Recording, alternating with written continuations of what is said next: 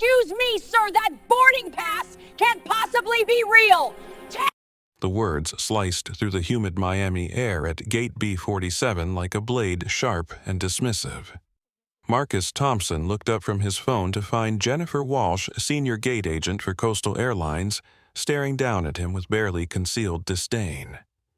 Her uniform was crisp, her posture perfect, but her tone carried 15 years of unexamined assumptions. "I'm sorry," Marcus replied calmly, his voice steady despite the sudden attention from nearby passengers. Jennifer's eyes swept over Marcus's appearance, taking in his dark jeans, white polo shirt, and leather messenger bag. At 45, Marcus carried himself with quiet confidence, his graying temples and steady gaze reflecting someone who'd navigated countless boardrooms. But Jennifer saw something else entirely. Business class passengers typically dress more. She paused, searching for words that wouldn't get her fired. Appropriately. A woman behind Marcus stopped scrolling her phone. A businessman nearby glanced up from his laptop. The gate area, packed with travelers heading to Chicago on the evening flight, began to feel the subtle shift that comes when ordinary moments turn into something else. Marcus handed over his boarding pass without breaking eye contact. "Please verify the ticket." Jennifer took it reluctantly, her fingers drumming against the counter as she scanned the barcode. The system beeped. "Valid ticket. Business class seat 3A. Paid in full." For a moment, her confidence wavered. Then she rallied. "The system shows an irregularity," she announced loudly enough for the growing audience to hear. "I'll need to verify this with a supervisor." "What kind of irregularity?" Marcus asked, his voice still calm but carrying a note that suggested he wasn't going to be dismissed easily. "That's confidential information," Jennifer replied, her tone growing more defensive. "Amanda, can you come here, please?" Amanda Foster, a 28-year-old junior gate agent with nervous energy and eager-to-please eyes, hurried over. She'd been watching the exchange with growing unease, recognizing the dangerous territory Jennifer was entering, but uncertain how to intervene. "Check this ticket," Jennifer instructed. "Something doesn't look right." Marcus's phone buzzed. A text from James Morrison, his attorney, urgent. "Need to discuss tomorrow's Senate hearing. Call me." He silenced the phone. Not yet. The gate area buzzed with the controlled chaos typical of Miami International at 6:45 p.m. Flight 318 to Chicago was preparing for departure, but the usual rhythm of boarding announcements and passenger shuffling had been disrupted by the growing tension at the check-in counter. Marcus Thompson stood with the practiced patience of someone who'd spent his career dealing with difficult situations. As CEO of Thompson Ventures, a major investment firm managing $8 billion in assets, he'd faced down corporate boards, government regulators, and hostile takeover attempts. But this moment felt different, more personal, more dangerous. He'd just finished 3 days of intensive meetings in Miami, finalizing a $200 million acquisition that would expand his firm's reach into renewable energy infrastructure. The congratulatory messages flooding his phone represented months of careful negotiation, due diligence, and strategic planning. Yet here he stood having his dignity questioned by someone who'd made a judgment based solely on his appearance. Jennifer Walsh examined the boarding pass with theatrical intensity, holding it up to the light as if searching for forgeries.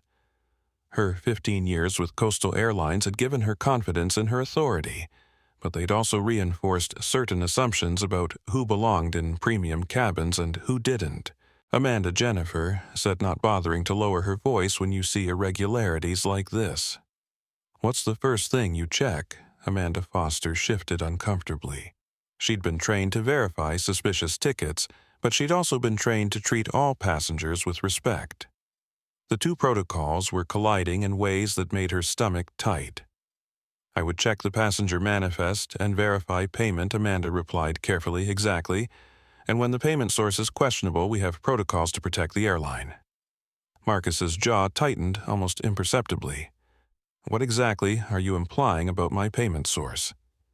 Jennifer looked at him directly for the first time since taking his ticket. "I'm not implying anything, sir. I'm following established procedures for suspicious bookings." The word suspicious hung in the air like smoke. Other passengers were definitely listening now. A Hispanic man in his late 20s pulled out his phone and opened Instagram Live.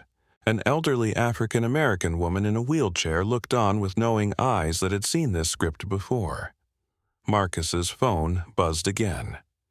Another message from James Morrison press briefing moved to 8 p.m. They want your input on airline industry regulations. Is there a problem here?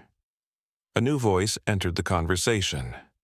Robert Klein, a 52-year-old white businessman in an expensive suit, had been watching the exchange while pretending to read his Wall Street Journal. His tone suggested he was offering to help, but his eyes held something less charitable. Just a ticketing irregularity, Jennifer replied, suddenly more professional. Nothing that concerns other passengers. Robert Klein smiled thinly. Well, if the seat is going to be available, I'd be happy to take the upgrade. My company could use the expense deduction. The casual assumption that Marcus's seat would simply become available hit the gate area like a slap. Several passengers stopped what they were doing. The man with the phone turned his camera toward the conversation. Marcus spoke quietly, but his words carried across the gate area. My seat isn't available. It's been paid for and confirmed. Jennifer's cheeks flushed slightly. Sir, until I can verify the legitimacy of your booking, I can't guarantee seat assignment. Then verify it, Marcus replied. Right now, in front of everyone. The challenge was issued calmly but unmistakably. Jennifer realized she'd painted herself into a corner. Either the ticket was valid, making her look foolish and discriminatory, or it wasn't, which seemed increasingly unlikely given the passenger's confidence. I'll need to make some calls, she said, reaching for the gate phone. Please do, Marcus replied. I'll wait. But even as he said it, they both knew the waiting was just beginning. The departure board above gate B47 showed Flight 318 to Chicago on schedule. But the energy around the boarding area had shifted from routine travel stress to something more electric. Word was spreading through the crowd that something significant was happening at the gate counter. Carlos Rivera, 29, and social media savvy, had been streaming live on Instagram while waiting for his flight.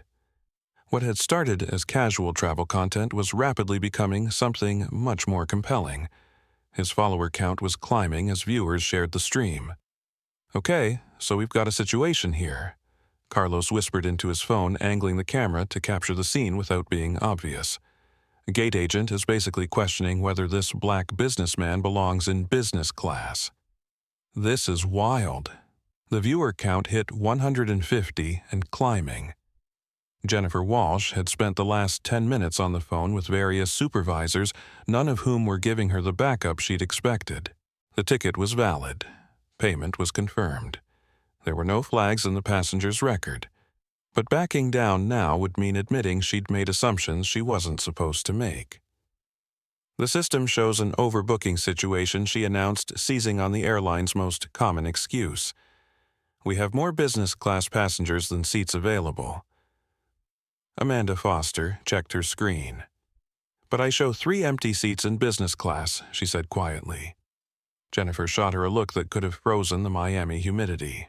The system isn't updating properly. We need to make adjustments. Marcus pulled out his phone and opened his Coastal Airlines app. The seat map showed his assigned seat 3A, along with several other empty business class seats. He turned the screen toward Jennifer. Your own app shows my seat assignment and multiple available seats. Jennifer barely glanced at the phone. Passengers can't access real-time booking information. Apparently I can. Marcus replied, the steel under his calm becoming more apparent. Patricia Williams, the elderly African-American woman in the wheelchair, had been listening to every word. At 72, she'd lived through enough to recognize the patterns of discrimination, even when they came wrapped in corporate policy speak. Excuse me, Patricia called out, her voice carrying the authority of someone who'd raised 5 children and buried 2 husbands.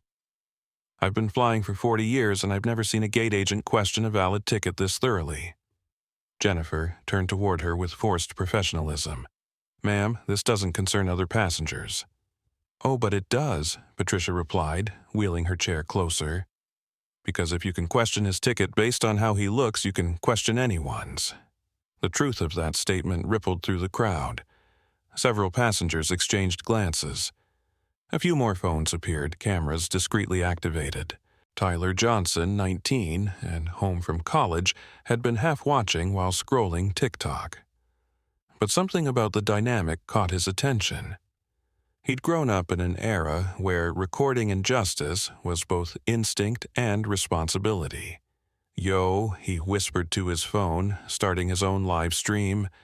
"This is actually happening right now. Look at this." Robert Klein, growing impatient with the delay, decided to insert himself more forcefully into the situation. "Listen, if there's really an overbooking issue, just give me the seat and move him to economy." Problem solved. The casual way he said it, the assumption that Marcus's displacement was both inevitable and reasonable, sent a shock through the increasingly attentive crowd. Marcus looked at Robert Klein for a long moment. When he spoke, his voice was quiet enough that people leaned forward to hear. Problem solved, for whom Jennifer sensed an opportunity to regain control. "Sir, we're trying to accommodate all passengers fairly. If you'd be willing to accept a later flight with a complimentary upgrade." "No," Marcus said simply. "I have a confirmed reservation for this flight. I'll be taking my assigned seat." "The situation is complicated," Jennifer replied, her voice rising slightly. "It's really not," Marcus said. "Either my ticket is valid or it isn't. Either I paid for business class or I didn't. Either you honor confirmed reservations or you don't." Amanda Foster looked at her computer screen again, then at Jennifer, then at the growing crowd of passengers. She was beginning to understand that she was witnessing something that would be remembered long after Flight 318 landed in Chicago. Tyler Johnson's TikTok stream had jumped to 300 viewers. Carlos Rivera's Instagram Live was approaching 500. And somewhere in the back of the crowd, a local news reporter who'd been catching a flight to cover a story in Chicago was beginning to think the real story might be happening right here at Gate B47. The situation at Gate B47 had reached the point where pretending it wasn't happening was no longer possible. Other passengers had abandoned any pretense of minding their own business. The gate area had divided into clear camps, those recording with their phones, those watching with obvious discomfort, and those trying to ignore the growing tension. Lisa Martinez, the lead flight attendant for Flight 318, emerged from the boarding tunnel where she'd been conducting pre-flight safety checks. At 34, she'd seen enough passenger conflicts to recognize when a situation was escalating beyond normal gate agent authority. "What's the status on boarding?" Lisa asked, approaching Jennifer with professional concern. "Ticketing irregularity," Jennifer replied quickly. "Just need to verify some information." Lisa glanced at Marcus, then at the crowd of passengers obviously listening to every word. Her training told her to support her colleagues. Her instincts told her something was wrong. Marcus's phone rang. "James Morrison calling." Marcus let it go to voicemail, but not before several people noticed the caller ID displaying James Morrison, Esquire. "Friend of yours, Robert Klein?" asked with mock curiosity. "My attorney Marcus," replied matter-of-factly. The word attorney sent a ripple through the crowd. Jennifer's confidence wavered visibly. Amanda Foster stepped closer to her computer screen, suddenly very interested in getting the details right. "Is there a legal issue with your ticket?" Jennifer asked, trying to regain the initiative.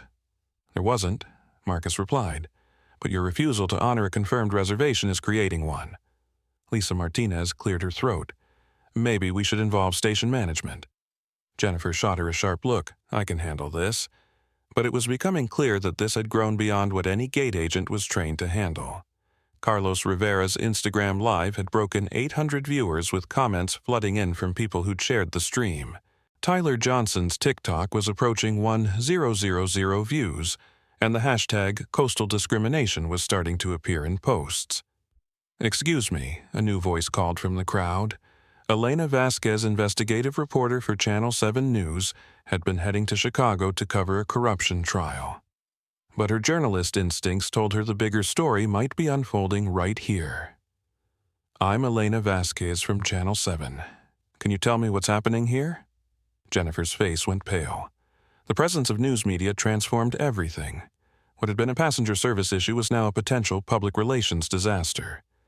This is a private matter between the airline and our passenger. Jennifer set her voice tight. On the contrary, Marcus replied, this appears to be a very public matter. Elena pulled out her own phone, discreetly activating the voice recorder. Sir, are you alleging discrimination? Marcus considered his words carefully. I'm alleging that my confirmed reservation is being questioned without cause, my payment is being called suspicious without evidence, and my seat is being offered to other passengers without justification. And you believe this treatment is based on... I believe people can draw their own conclusions. Patricia Williams wheeled closer to Elena. Honey, I've been sitting here watching this whole thing. That man has done nothing but present a valid ticket and ask to board his flight. Everything that's happened since then has been about what he looks like, not what his reservation says, Robert Klein scoffed. Everyone's so quick to play the race card these days. The comment hit the crowd like a match thrown into gasoline. Several passengers visibly recoiled. Carlos Rivera's live stream exploded with angry comments. Tyler Johnson zoomed in on Robert Klein's face. Marcus remained perfectly still for 10 seconds. The gate area held its breath. When he finally spoke, his voice was quiet steel. Mr. Klein, in your experience, how often do white passengers have their business class tickets questioned as potentially fraudulent? Robert Klein opened his mouth, then closed it, apparently realizing he was about to dig himself deeper into a hole that was already plenty deep enough. David Rodriguez, airport security supervisor, had been monitoring the situation from a distance.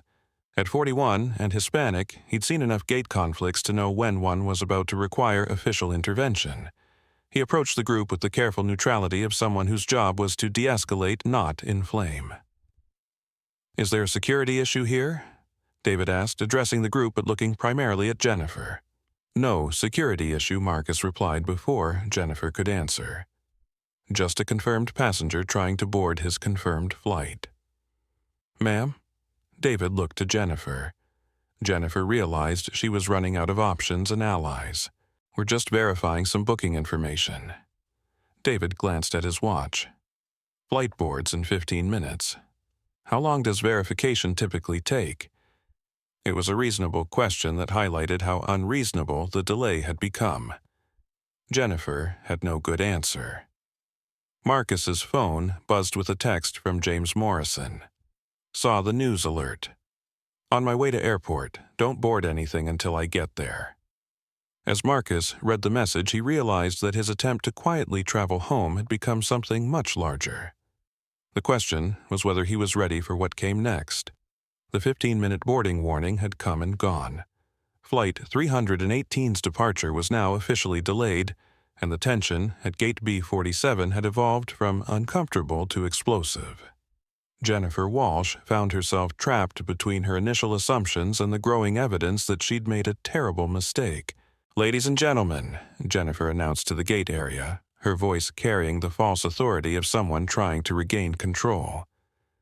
Due to a ticketing discrepancy, we'll need to delay boarding while we resolve passenger seating issues. The announcement drew groans from the crowd and angry glances toward Marcus, exactly as Jennifer intended.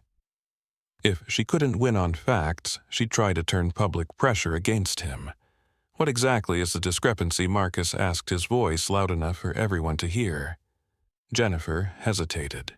She'd been dancing around the truth for 20 minutes, but direct questions required direct answers.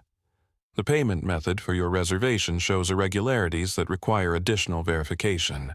What kind of irregularities I'm not at liberty to discuss. You're discussing them publicly by delaying the flight. Marcus interrupted, his calm cracking just enough to show the steel underneath. What specifically is irregular about my payment? The question hung in the air like smoke. Every passenger in the gate area was listening now. Carlos Rivera's Instagram Live had crossed 200 viewers. Tyler Johnson's TikTok was approaching 2,000 views, with comments pouring in faster than he could read them.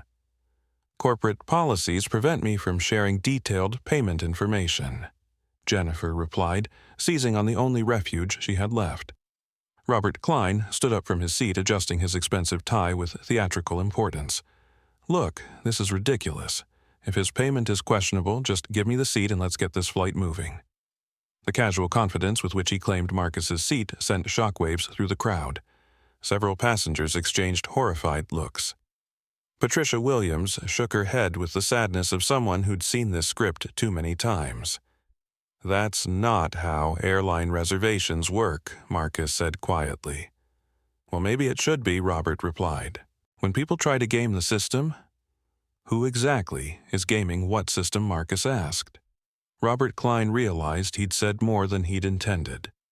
I mean, when there are questions about payment. There are no questions about payment, Marcus replied. There are assumptions about payment, and those assumptions seem to be based on something other than financial data. Elena Vasquez stepped forward with her phone recording openly now. Mr. Klein, Robert Klein.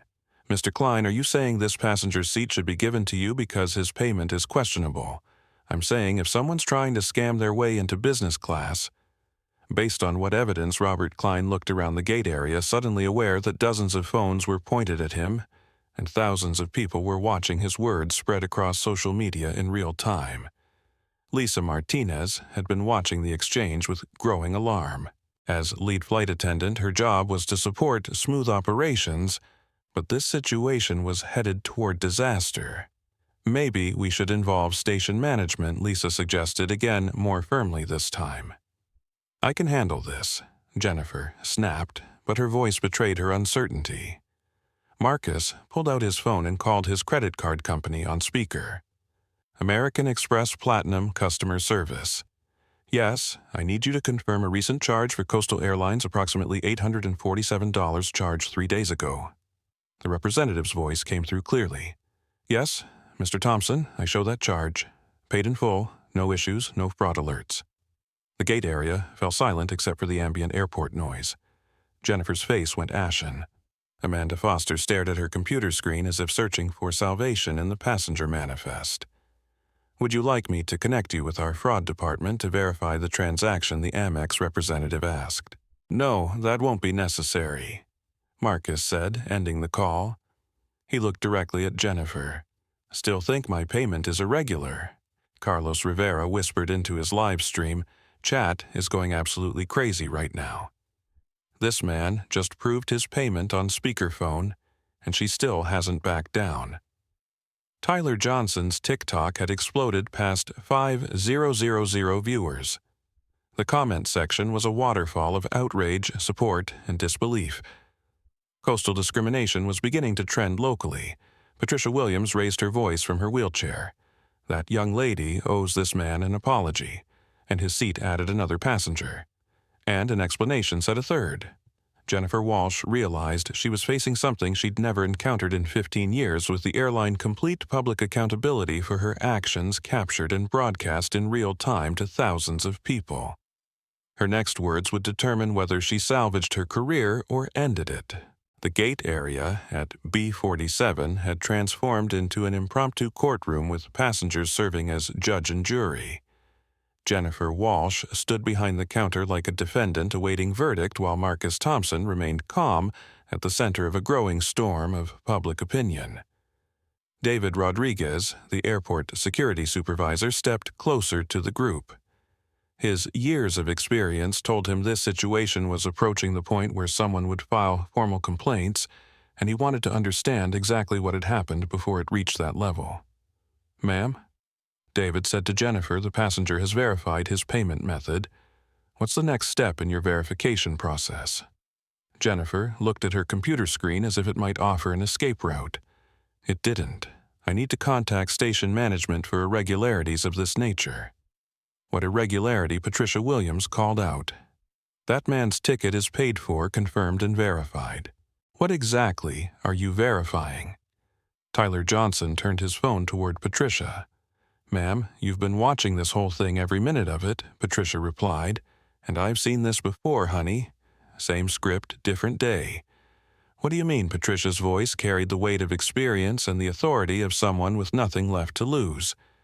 40 years of flying, and I've watched people who look like me and that young man get questioned, delayed, and doubted, while people who look like him," she pointed toward Robert Klein, "get assumed honest until proven otherwise." The observation hit the crowd like a revelation. Several passengers nodded. Others looked uncomfortable with the truth of it. Carlos Rivera's Instagram Live had reached 1,800 viewers, and the comments were becoming increasingly supportive of Marcus. "Chat wants to know if anyone else has seen this kind of thing before," Carlos reported. A middle-aged Latina woman raised her hand. 2 months ago, Phoenix Airport. They questioned my daughter's student discount ticket for 20 minutes. Asked for her school ID transcripts, everything. Never seen them ask white students for anything but ID. Another passenger, an older white man, looked ashamed. "I've never had my ticket questioned, not once in 30 years of business travel." The impromptu testimonials were building a case that extended far beyond Marcus's individual experience. Elena Vasquez was recording everything, recognizing that she'd stumbled into a story with national implications. Lisa Martinez watched the coalition forming with growing concern. Her job was to get passengers safely and happily to their destination, but this situation was spiraling beyond anything her training had prepared her for. Jennifer Lisa said quietly, "Maybe we should just board the passenger and discuss any concerns internally." Jennifer shot her a look that could have melted steel. "Don't undermine me in front of passengers." The response was loud enough for several people to hear, and it revealed Jennifer's primary concern: not passenger service, not company policy, but personal authority. Marcus's phone buzzed with a text from James Morrison, flight delayed on news. "Heading to airport. Don't let them remove you from gate area." Tyler Johnson's TikTok stream was now approaching 8,000 viewers, and the algorithm was pushing it to more feeds. Comments were flooding in from people sharing similar experiences, creating a digital record of widespread discrimination. "This is bigger than one flight," Tyler whispered to his stream. "This is about how people get treated every day." Robert Klein, realizing he'd become a villain in thousands of people's social media feeds, tried to rehabilitate his image. "Look, I never said anything about race." "You didn't have to," Patricia Williams interrupted. "Some things get said without words." Elena Vasquez stepped forward. "Mr. Klein, when you offered to take this passenger's seat, what made you assume it would become available?" Robert Klein looked around the gate area, suddenly aware that every word was being recorded and broadcast. I assumed if there was a problem with his ticket." "But there isn't a problem with his ticket," Elena pointed out. "So what made you think there was?" The question hung in the air without an answer, because the real answer couldn't be spoken aloud without admitting to assumptions that Robert Klein didn't want to acknowledge. Amanda Foster, who had been quietly watching the exchange, finally found her voice. "Jennifer, his ticket is completely valid. All the verification checks pass. Maybe we should just—" "Amanda handled the boarding announcements," Jennifer snapped. "I'll manage this situation." But it was becoming clear that the situation was managing itself. Social media had turned Gate B47 into a public forum with thousands of people watching in real time as patterns of discrimination played out in broad daylight. Marcus remained at the center of it all, calm and dignified, allowing the truth to speak for itself while preparing for whatever came next. Michael Brooks, Coastal Airlines station manager, had been alerted to the situation by multiple phone calls from corporate headquarters. At 45, he'd handled hundreds of passenger complaints, but the reports he was getting about Gate B47 suggested something beyond routine dissatisfaction. He arrived to find what looked like a social media convention. Phones were everywhere, pointed at Jennifer Walsh, who appeared to be melting down in slow motion while a well-dressed black man stood calmly at the center of the chaos. "What's the situation?" Michael asked Jennifer quietly. "Passenger with suspicious payment trying to claim business class seat," Jennifer replied, her voice tight with stress. Michael glanced at Marcus, then at the crowd of recording passengers, then at his phone, which showed 17 missed calls from corporate communications. Whatever was happening here was already spinning out of control. "Mr. Thompson. Marcus Thompson. Mr. Thompson. I'm Michael Brooks, station manager. I understand there's been some confusion about your reservation. No confusion on my end, Marcus replied. I have a confirmed reservation, verified payment, and a valid boarding pass. The confusion seems to be entirely on your staff's end. Michael pulled out his tablet and accessed the passenger manifest. Marcus Thompson, business class seat 3A. Payment confirmed, no fraud flags, frequent flyer status. Clean record. The facts were undeniable, but admitting that would mean acknowledging that his gate agent had engaged in discriminatory behavior while being recorded by what appeared to be half the internet. Mr. Thompson, in the interest of resolving this quickly, I'm authorized to offer you some compensation for the inconvenience. What kind of compensation? Full refund of your business class upgrade plus a $500 flight credit plus complimentary hotel accommodation if you're willing to take tomorrow's flight. The offer hung in the air like a bribe wrapped in customer service language. It was generous enough to make most passengers happy, but it was also an admission that Marcus deserved compensation without addressing why he needed it. Marcus looked at Michael Brooks for a long moment. Are you offering me money to give up my confirmed seat? I'm offering you compensation for any inconvenience caused by what Michael Brooks realized he'd walked into a trap. Admitting there had been inconvenience meant admitting there had been wrongdoing, but the growing crowd and multiplying cameras made denial impossible. Robert Klein seized on the offer. That's a generous deal. I'd take it. You're welcome to take tomorrow's flight yourself, Marcus replied without looking at him. Patricia Williams laughed a sound with no humor in it. They're trying to pay you to accept discrimination. I've seen this before, too. Carlos Rivera was providing live commentary to his Instagram followers. Okay, so now they're literally offering him money to give up his seat rather than just honor his reservation. This is wild. Tyler Johnson's TikTok had crossed 12,000 viewers, and the comments were uniformly outraged. People were sharing stories of their own experiences, creating a real-time database of airline discrimination. Elena Vasquez stepped forward. Mr. Brooks, is it standard policy to offer financial compensation to passengers whose reservations are being honored? We always try to accommodate passengers. That wasn't my question. Is it standard to offer $500 to passengers whose tickets are valid and confirmed? Michael Brooks looked around the gate area, counting phones and calculating the public relations nightmare unfolding in real time. Every word was being broadcast to thousands of people, and every misstep was being preserved forever.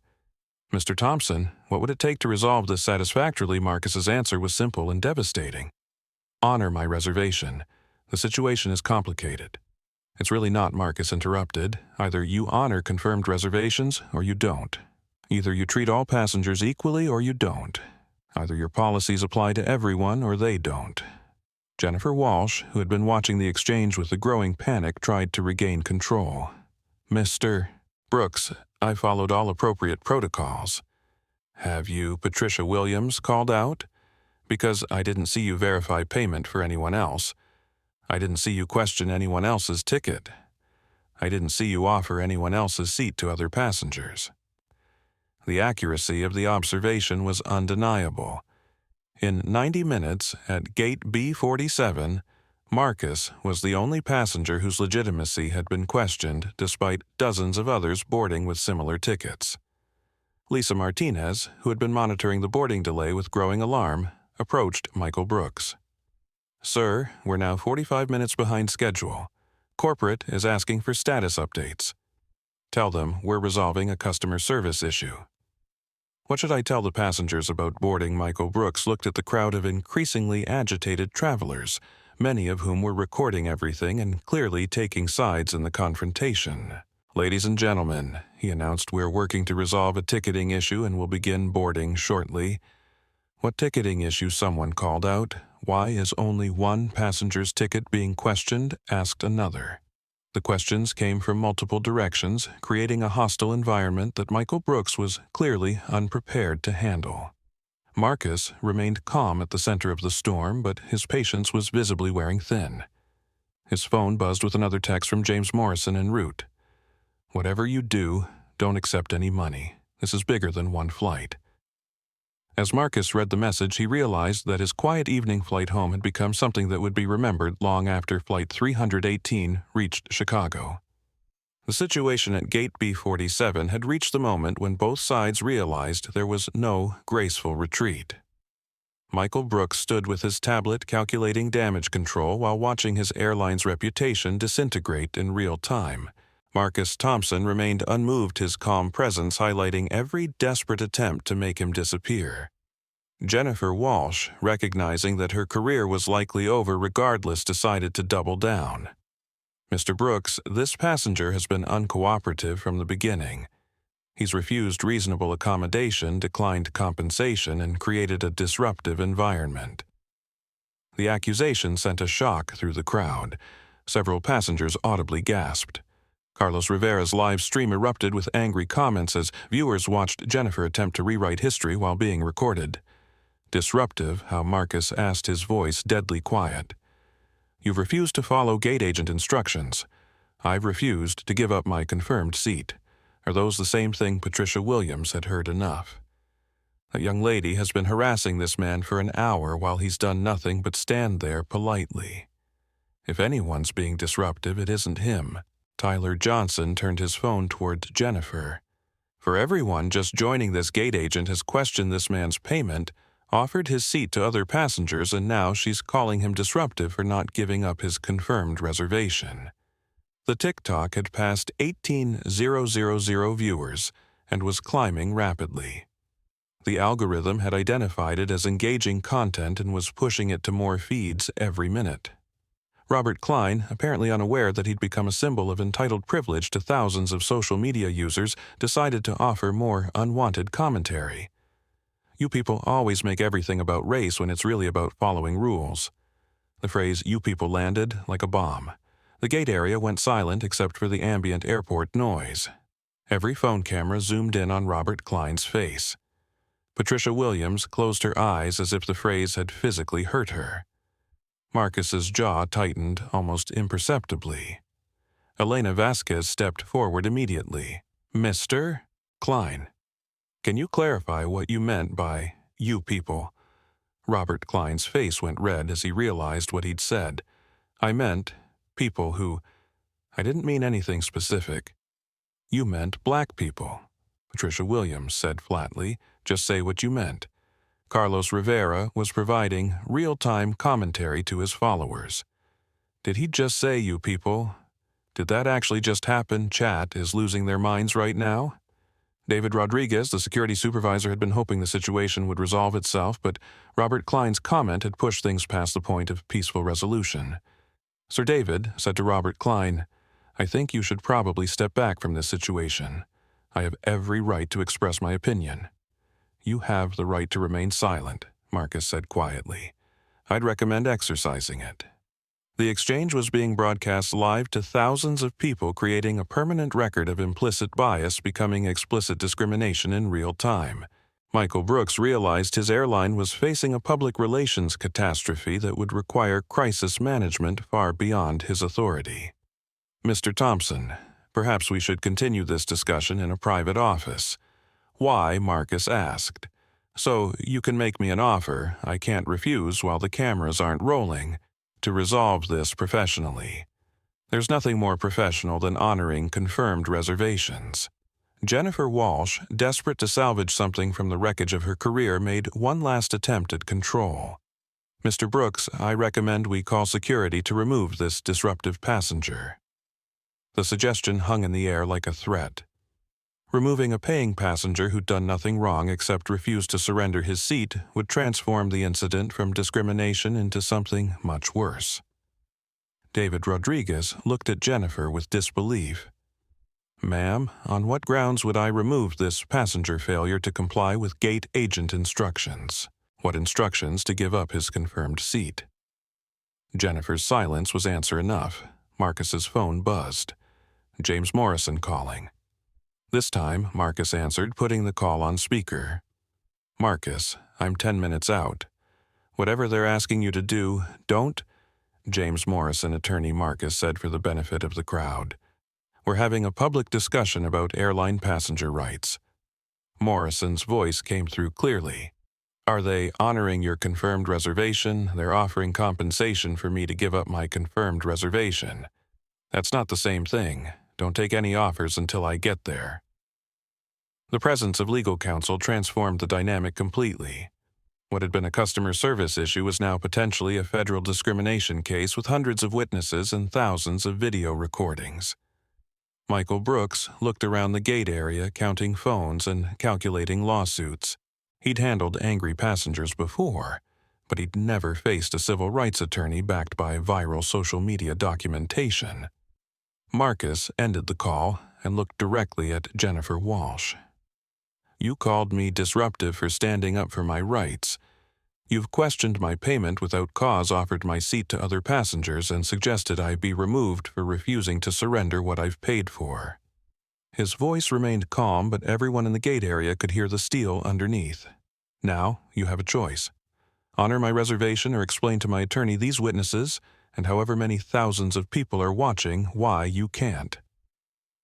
The ultimatum was delivered quietly, but its impact was unmistakable.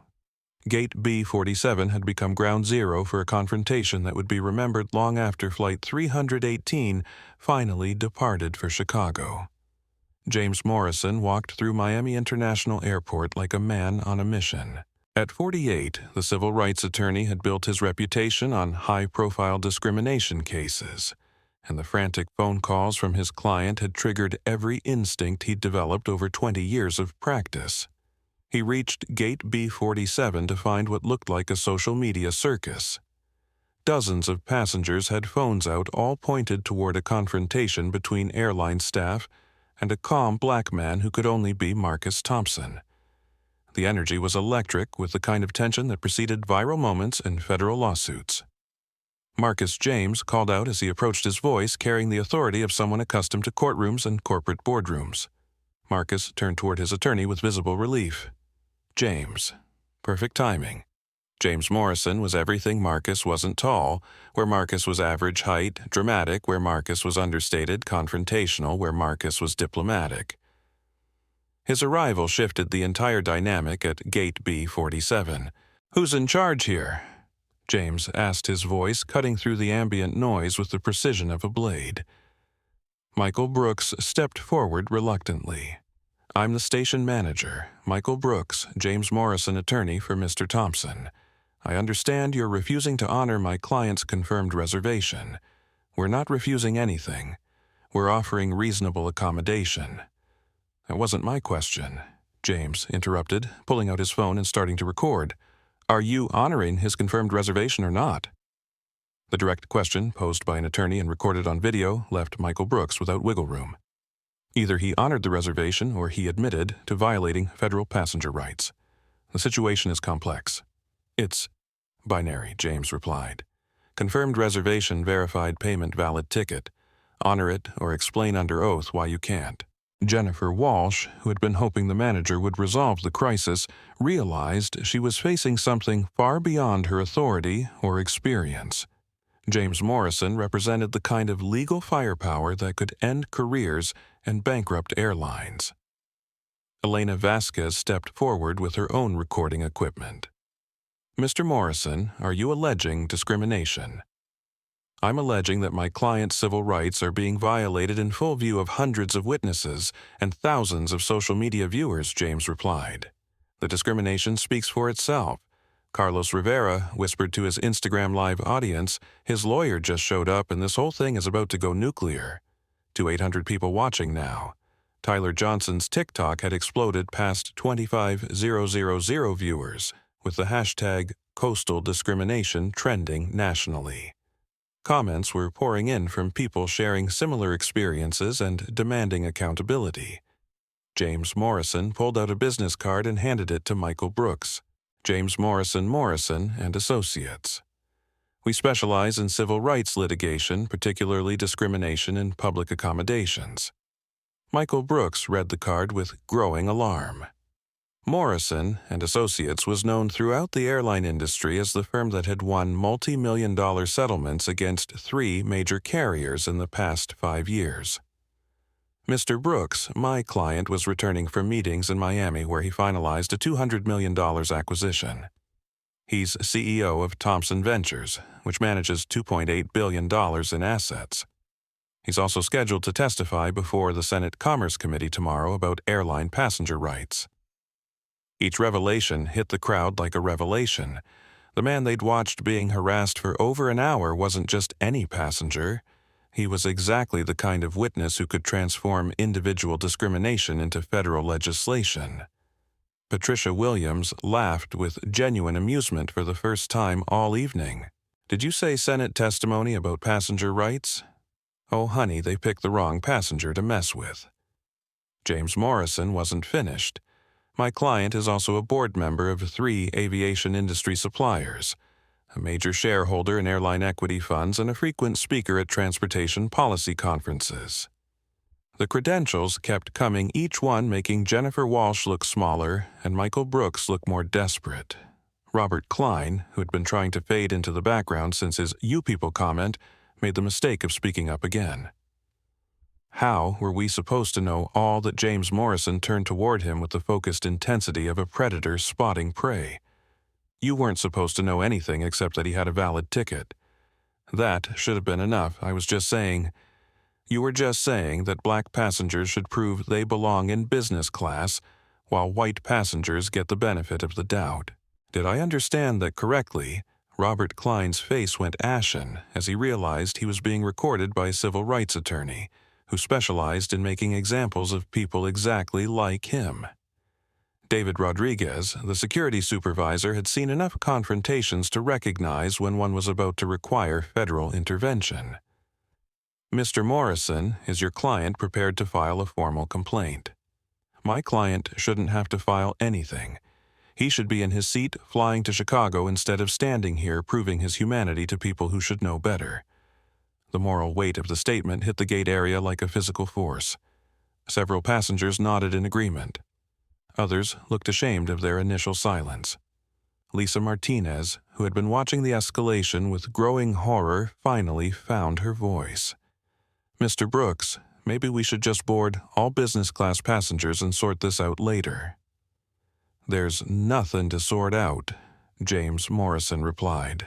"Either airlines honor confirmed reservations or they don't. Either civil rights apply at airports or they don't.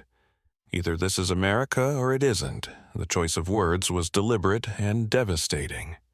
James Morrison had transformed a customer service dispute into a fundamental question of American values, with hundreds of witnesses and thousands of viewers watching how it would be resolved. Marcus remained calm at the center of the storm, but his phone was buzzing with messages from contacts who'd seen the social media coverage and realized the implications for airline industry regulation.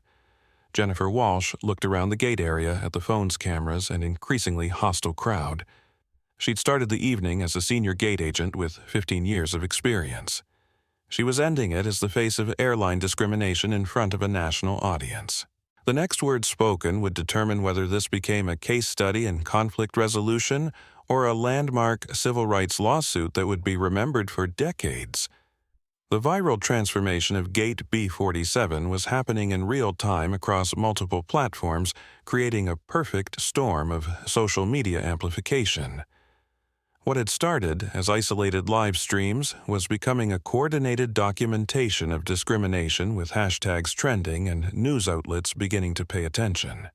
Carlos Rivera's Instagram Live had broken 500 viewers, and he was providing running commentary like a sports broadcaster. Okay, so for everyone just joining, we're at Miami International Airport, where this black businessman has been trying to board his flight for over an hour. They keep questioning his ticket even though he's proven payment multiple times. The comments were a waterfall of outrage support and shared experiences. People were tagging news outlets, civil rights organizations, and airline executives, creating a digital paper trail that would be impossible to ignore or delete. Tyler Johnson's TikTok had exploded past 35,000 viewers and was climbing rapidly. The algorithm had identified the content as highly engaging and was pushing it to users interested in social justice, travel, and current events. Part 6 of this insanity, Tyler whispered to his phone. They just offered this man $500 to give up his seat rather than honor his reservation. His lawyer is here now, and these people are about to get destroyed. But the social media explosion was happening across platforms simultaneously. Twitter users were live tweeting the incident with coastal discrimination. Facebook live streams were capturing different angles of the confrontation. Reddit threads were being created with real-time updates and legal analysis. Elena Vasquez was coordinating with her news station via text while continuing to record.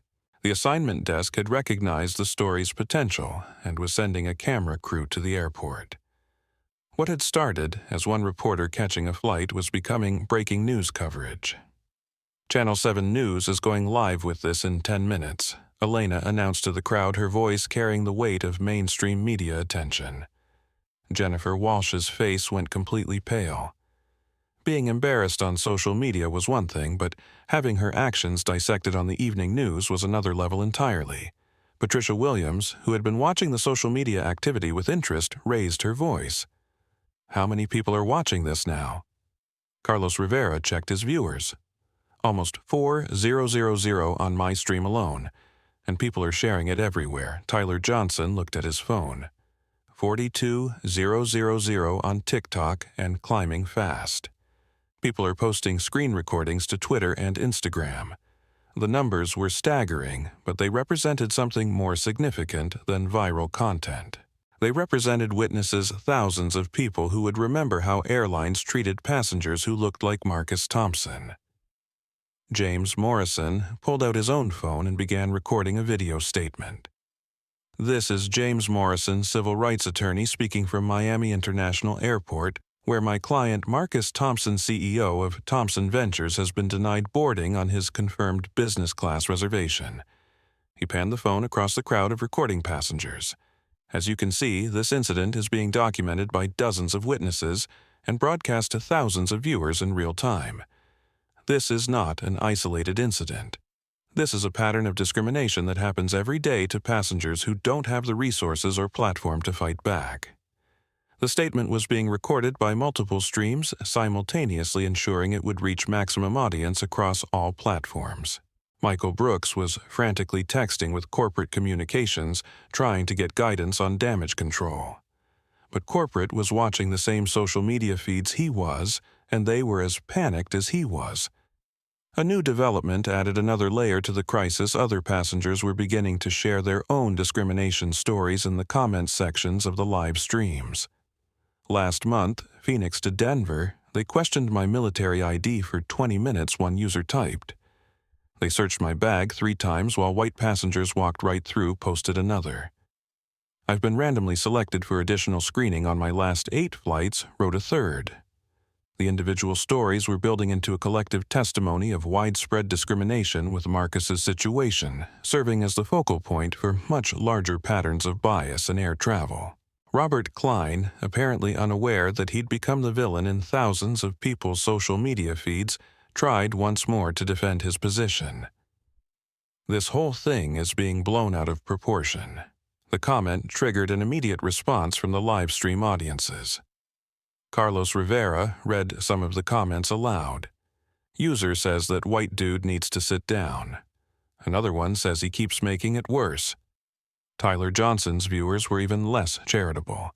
Chat is roasting this guy. Someone posted his LinkedIn profile. People are not happy. Elena Vasquez turned her camera toward Robert Klein. Sir, do you still believe this passenger seat should have been given to you?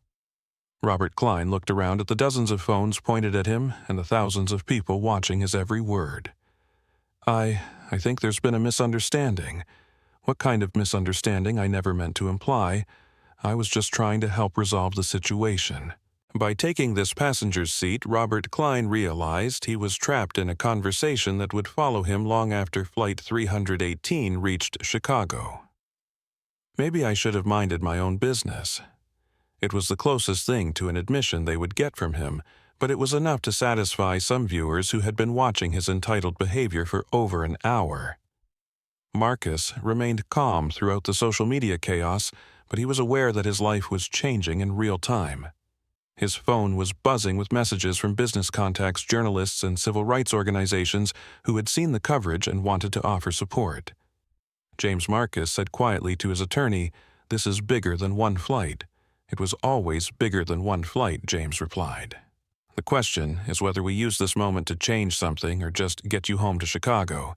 As if to emphasize the point, Elena Vasquez received a text from her assignment editor. CNN wants to go live with you in 5 minutes. This is going national. Gate B47 was no longer just an airport terminal. It had become the center of a national conversation about dignity discrimination and the power of witnesses to demand accountability. The executive offices of Coastal Airlines' Southeastern Regional Headquarters were in full crisis mode. Phone lines were ringing constantly as social media managers, legal counsel, and public relations executives tried to understand how a routine passenger dispute had become a national news story. Regional VP Catherine Myers had been pulled out of a dinner meeting with investors to handle what her staff was calling the Miami situation. She'd handled passenger complaints before, but nothing that had generated trending hashtags and federal attorney involvement. "Get me a direct line to Gate B47, she ordered her assistant. "I want to speak to this Mr. Thompson personally." Meanwhile, at the airport, Michael Brooks was receiving a constant stream of increasingly urgent calls from corporate. His phone rang again, showing Catherine Myers' direct line. "This is Myers. What's the current status?" Michael Brooks looked around the gate area at the crowd of recording passengers, the news reporter, the civil rights attorney, and the man at the center of it all who refused to be intimidated into giving up his rights. "The situation is complex. The passenger has valid documentation, but the gate agent had concerns about the payment irregularities. Were there actual irregularities? Not, technically, but the agent followed protocols for suspicious bookings." On what basis were the bookings suspicious? Michael Brooks paused. The real answer that Jennifer Walsh had made assumptions based on Marcus's appearance was not something he could say to corporate without admitting to discriminatory behavior. "The agent exercised discretion in passenger screening," he said carefully. "The agent created a federal discrimination incident that's trending nationally," Catherine Myers replied. "I'm watching the live streams. This passenger is a CEO who's scheduled to testify before Congress about airline regulations." Do you understand what this means? Michael Brooks did understand. It meant his career was likely over, his staff was facing termination, and his airline was about to become a case study in how not to handle passenger relations. "What are your instructions?" he asked. "Fix it. Now. Whatever it takes." But even as Catherine Myers gave the order, she knew it might be too late. The damage was being done in real time, preserved forever on social media, and amplified by news outlets that were beginning to pick up the story.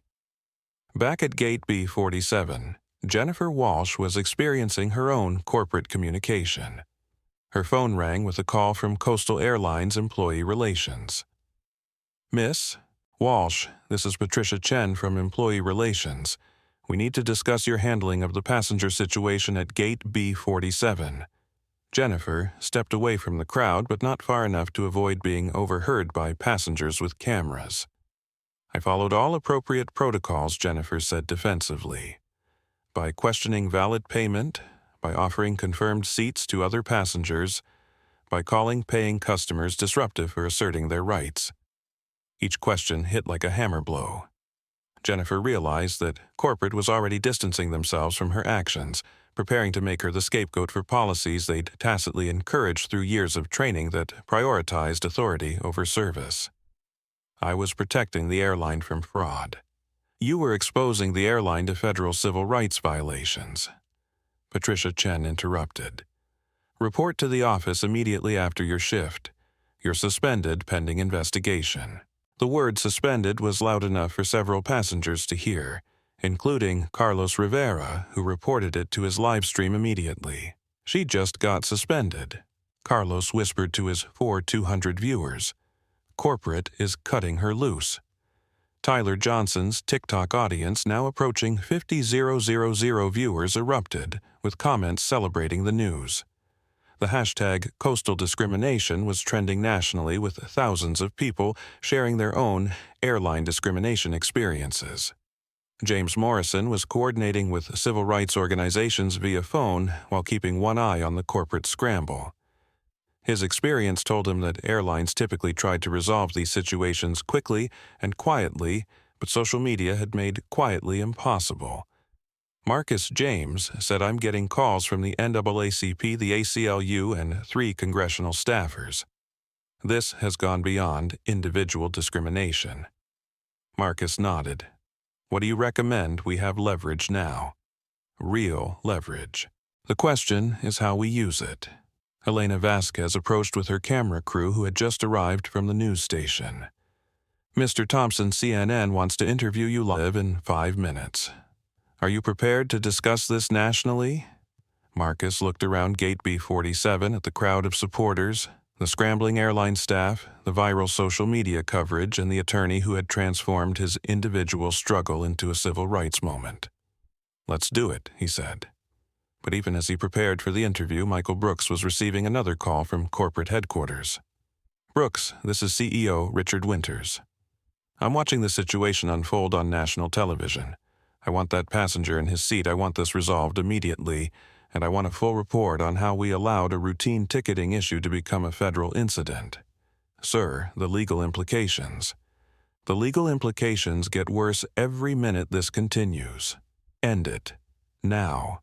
Richard Winters hung up, leaving Michael Brooks to face the reality that his airline's reputation was being destroyed in real time by staff members who had confused company policy with personal prejudice.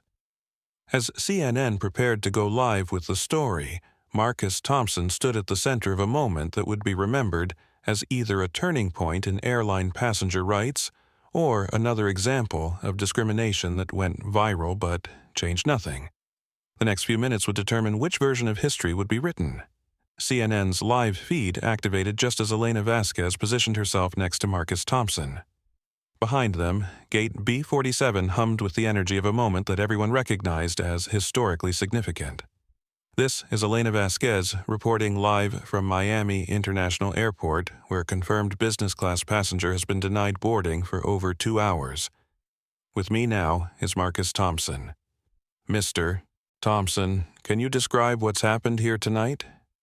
Marcus looked directly into the camera, with the calm confidence of someone who had spent years in front of corporate boards and congressional committees. Elena arrived at this gate with a confirmed reservation, verified payment, and a valid boarding pass. For 2 hours, airline staff have questioned my legitimacy, offered my seat to other passengers, and suggested I accept compensation rather than the accommodation I've already paid for. And you believe this treatment was based on your race. I believe people can draw their own conclusions about why a black businessman with valid documentation would be treated differently than white passengers with identical bookings. The live interview was being broadcast nationally while simultaneously being captured by dozens of passenger phones and streamed across multiple social media platforms. Marcus Thompson's words were reaching millions of viewers in real time. James Morrison stepped into the camera frame. "I'm James Morrison, Mr. Thompson's attorney. What viewers need to understand is that Marcus isn't just any passenger. He's the CEO of Thompson Ventures, a major investment firm. He's scheduled to testify before the Senate Commerce Committee tomorrow about airline passenger rights. And he's a board member of 3 aviation industry suppliers." Each credential hit the airwaves like a bomb. Jennifer Walsh, watching from behind the counter, looked like she might faint. Michael Brooks stared at his phone, reading increasingly frantic messages from corporate executives who were watching the same broadcast.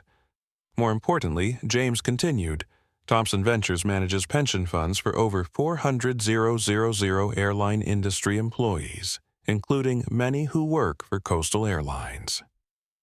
The revelation sent shockwaves through the crowd. Marcus Thompson wasn't just a passenger being discriminated against, he was someone with direct financial connections to the people who were discriminating against him. Elena Vasquez turned back to Marcus. "What has this experience taught you about airline passenger rights?" "It's taught me that dignity shouldn't depend on your job title or net worth. It's taught me that discrimination happens every day to people who don't have the resources to fight back. And it's taught me that change only comes when enough people refuse to accept injustice." Carlos Rivera was providing real-time commentary to his Instagram audience. "Did you hear that? This dude manages pension funds for airline workers. They're discriminating against someone who literally helps pay their retirement. Tyler Johnson's TikTok audience had exploded past 75,000 viewers.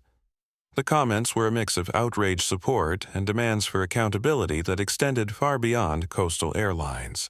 But the power reveal sequence wasn't finished. Marcus pulled out his phone and made a call on speaker. Senator Rodriguez's office. This is Marcus Thompson. I need to speak with the senator about tomorrow's hearing on airline passenger rights. Yes, I'll hold.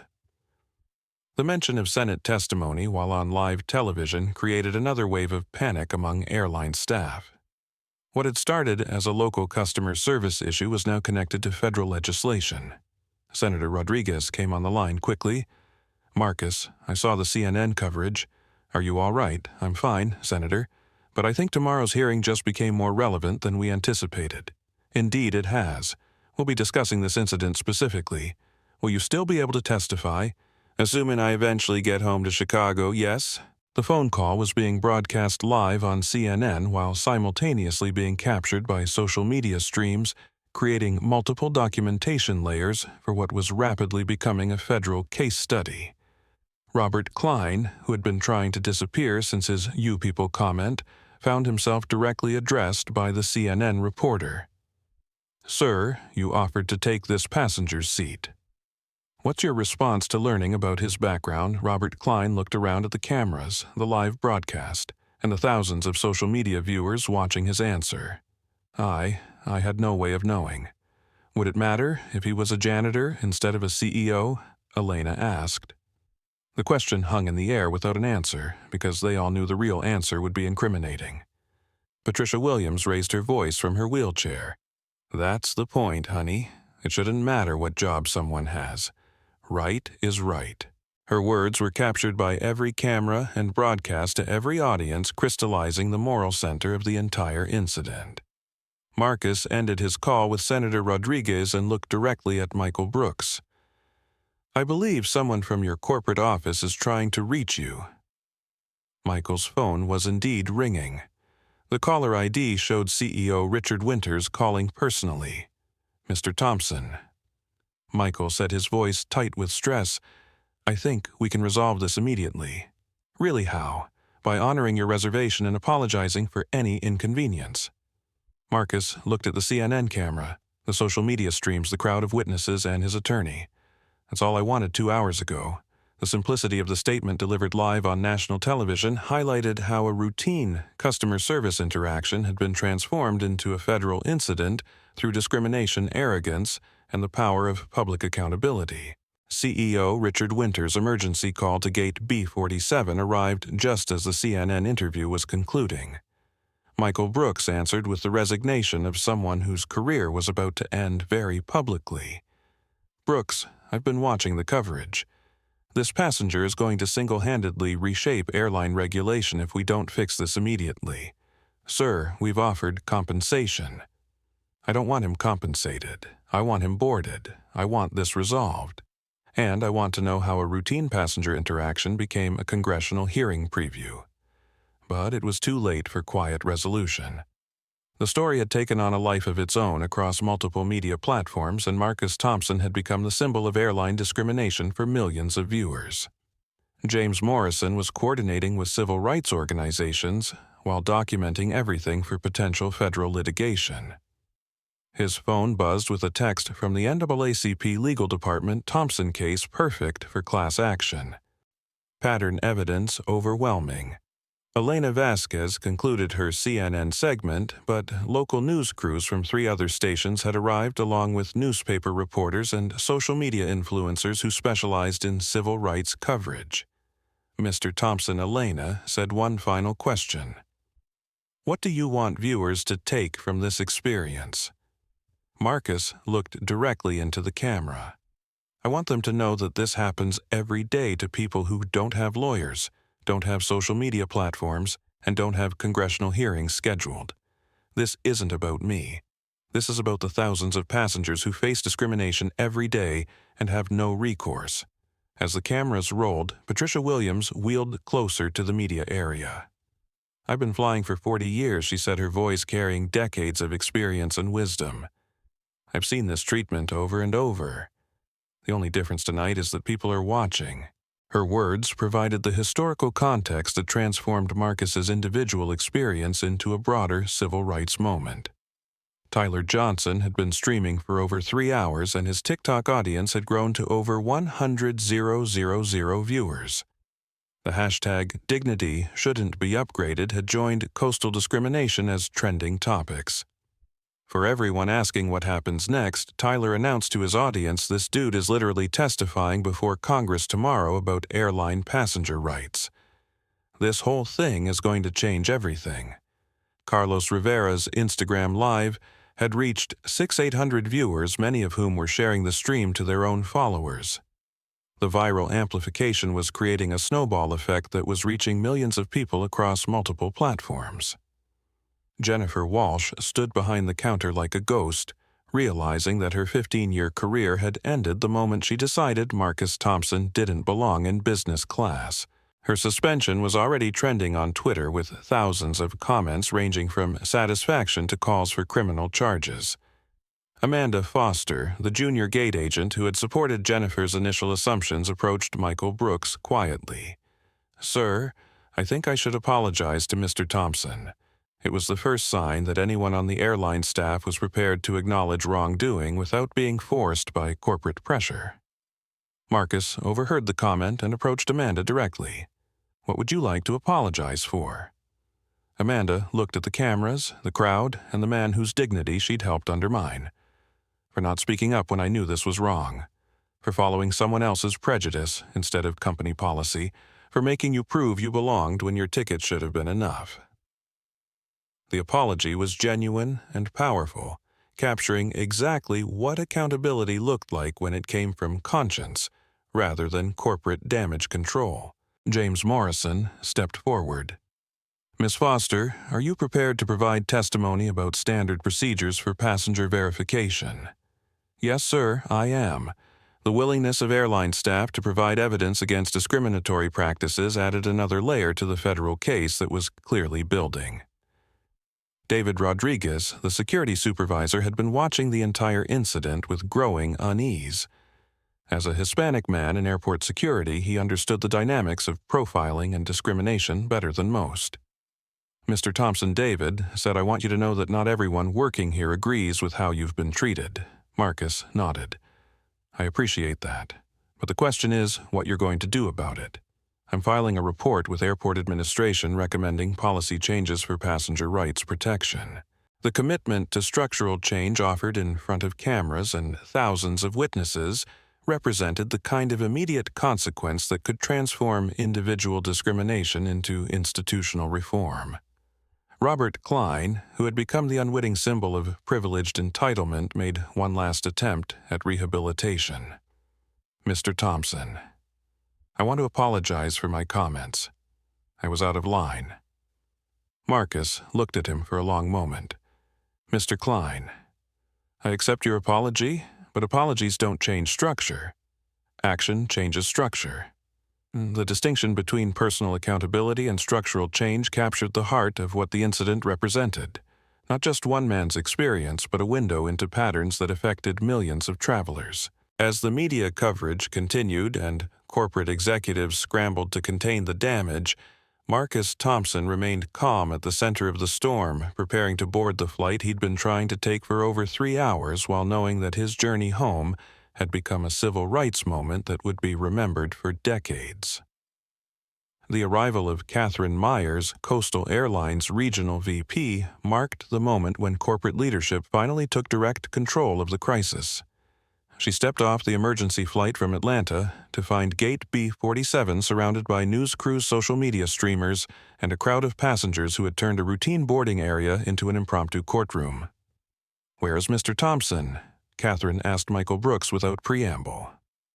Michael pointed toward the media cluster where Marcus was concluding another interview, this time with a reporter from the Washington Post, who had been alerted by the viral social media coverage. Catherine Myers had handled passenger complaints for 20 years, but she'd never faced a situation where the passenger was simultaneously a congressional witness, a major investor, and the center of a viral civil rights moment. Every word she spoke would be preserved forever and analyzed by lawyers, journalists, and federal regulators. She approached Marcus directly flanked by two corporate attorneys who had driven down from their Fort Lauderdale offices. "Mr. Thompson, I'm Catherine Myers, Regional Vice President for Coastal Airlines. I'm here to personally apologize and resolve this situation immediately." Marcus looked at her calmly. "What exactly are you apologizing for?" The question was simple but devastating. Any specific apology would be an admission of wrongdoing that could be used in federal litigation, but any general apology would be meaningless to the millions of people watching the resolution, for the inconvenience and frustration you've experienced tonight. "That doesn't answer my question," Marcus replied. "What specifically are you apologizing for?" James Morrison stepped forward.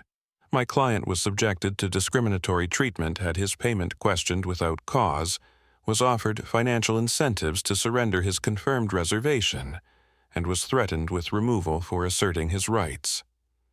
Which of those actions is Coastal Airlines taking responsibility for? The corporate attorneys flanking Catherine Myers exchanged glances. They were being asked to admit to federal civil rights violations on live television while being recorded by dozens of witnesses. Tyler Johnson whispered to his TikTok audience, which had grown to over 150,000 viewers. "She can't answer that question without admitting to discrimination. This is incredible. Carlos Rivera provided his own commentary. Corporate showed up, but they're trapped. Anything they say is going to be evidence in a lawsuit." Elena Vasquez, still covering the story live for CNN, turned her camera toward the corporate response. "Miss Myers, is Coastal Airlines prepared to acknowledge discriminatory treatment of Mr. Thompson?" Catherine Myers looked around at the cameras, the streaming phones, and the crowd of witnesses. "We are prepared to acknowledge that our service tonight did not meet our standards." What standards were violated? Elena pressed.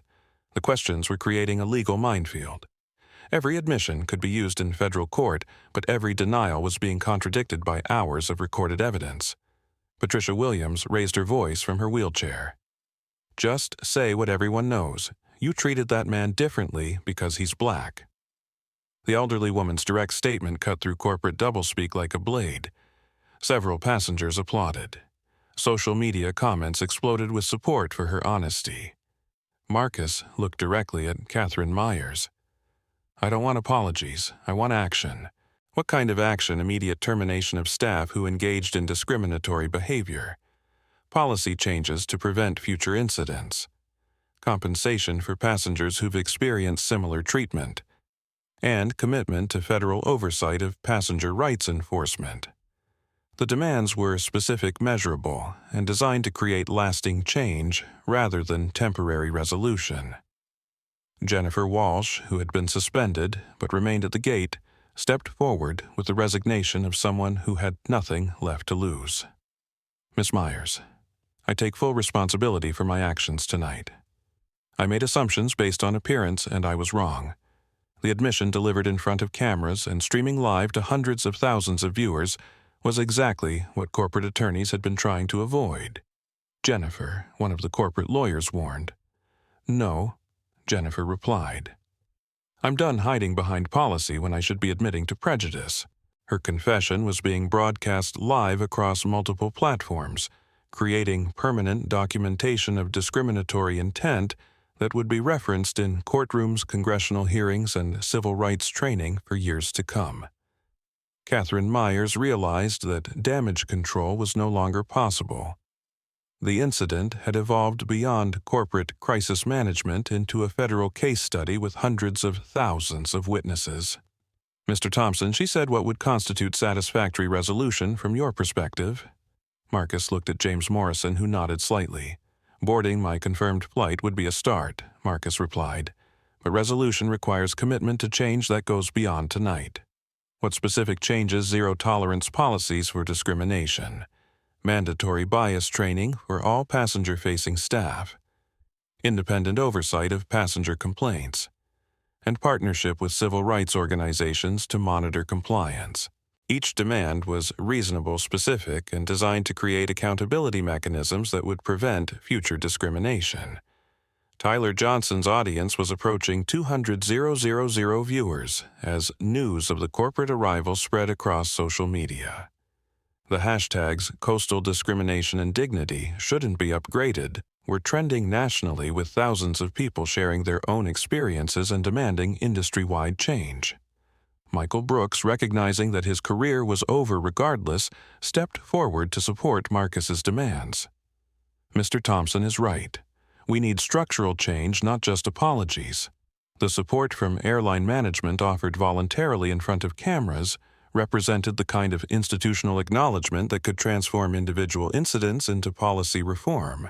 As corporate attorneys frantically texted with headquarters and social media audiences continued to grow, Marcus Thompson prepared to finally board the flight he'd been trying to take for over 4 hours, knowing that his journey had become a civil rights moment that would reshape airline passenger rights for generations.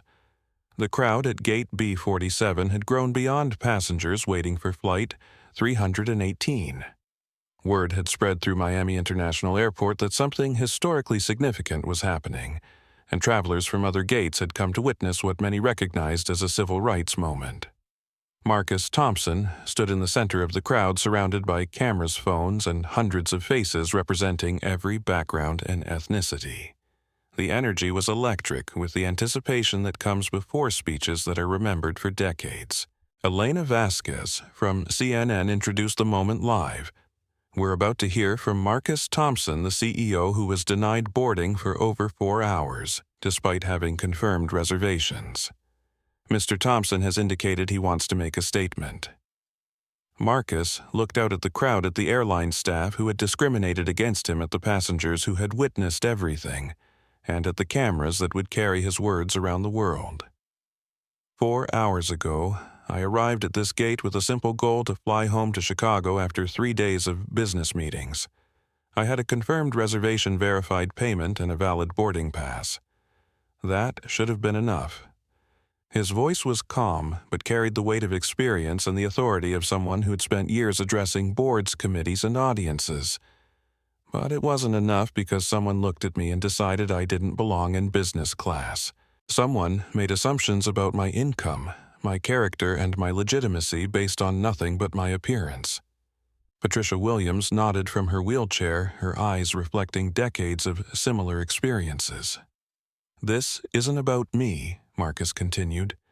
This is about the thousands of passengers who face discrimination every day and don't have the resources, the platform, or the legal representation to fight back. Tyler Johnson whispered to his TikTok audience of over 250,000 viewers. He's about to drop some serious truth. This is going to be historic. Carlos Rivera provided his own commentary to nearly 8,000 Instagram viewers. You can feel it. This whole speech is going to be quoted forever. Discrimination thrives in silence. Marcus said, his voice rising slightly. It survives when good people say nothing, when witnesses look away, and when victims accept treatment they know is wrong because fighting back seems impossible. The words hit the crowd like a challenge. Several passengers looked uncomfortable, recognizing their own initial silence in Marcus's description. But tonight you didn't stay silent. You recorded, you witnessed, you spoke up. You turned individual discrimination into collective accountability. The crowd began to applaud, but Marcus raised his hand for quiet. The real test isn't what happens here tonight. The real test is what happens tomorrow, next week, next year, when the cameras aren't rolling and the hashtags aren't trending. James Morrison watched with the satisfaction of someone who had seen his client transform a personal injustice into a platform for broader change. Civil rights aren't advanced by perfect people in perfect circumstances, Marcus continued. They're advanced by ordinary people who refuse to accept extraordinary injustice. Elena Vasquez was providing live commentary for CNN viewers. You're listening to what many are calling one of the most powerful civil rights speeches in years, delivered not from a podium or a courthouse, but from an airport gate. Tonight, we've proven that dignity can't be bought. Discrimination can't be hidden, and accountability can't be avoided when enough people refuse to look away. The applause was building, now spreading through the gate area and into the adjacent terminals where people had stopped to listen. But speeches don't change power structures. Marcus said, his voice cutting through the applause. Action changes power structure. Policy changes power structure. Accountability changes power structure. Robert Klein, who had become the symbol of privileged indifference, stood near the back of the crowd with his head down, understanding that his own behavior had become part of the lesson being taught. To the airline staff who discriminated against me, your actions tonight will be studied in civil rights courses referenced in congressional hearings and remembered as an example of how prejudice disguises itself as policy. Jennifer Walsh, despite her suspension, remained in the crowd, tears streaming down her face as she heard her career and reputation being defined by her worst moment. To the passengers who witnessed and recorded, you've proven that bystanders can become agents of change when they choose courage over comfort. The crowd was fully engaged now, understanding that they had become part of something larger than individual travel plans. And to the millions of people watching this unfold on social media and television, remember that change doesn't happen because powerful people decide to be fair. Change happens because ordinary people decide to be brave. The standing ovation began spontaneously and spread throughout the gate area. People were applauding, not just for Marcus, but for the courage he represented and the accountability he had demanded.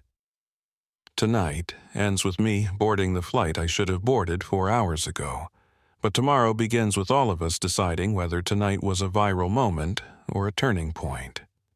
As the applause continued, Marcus looked directly into the CNN camera for his final statement.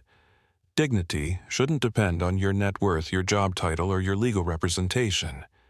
It should be guaranteed by your humanity.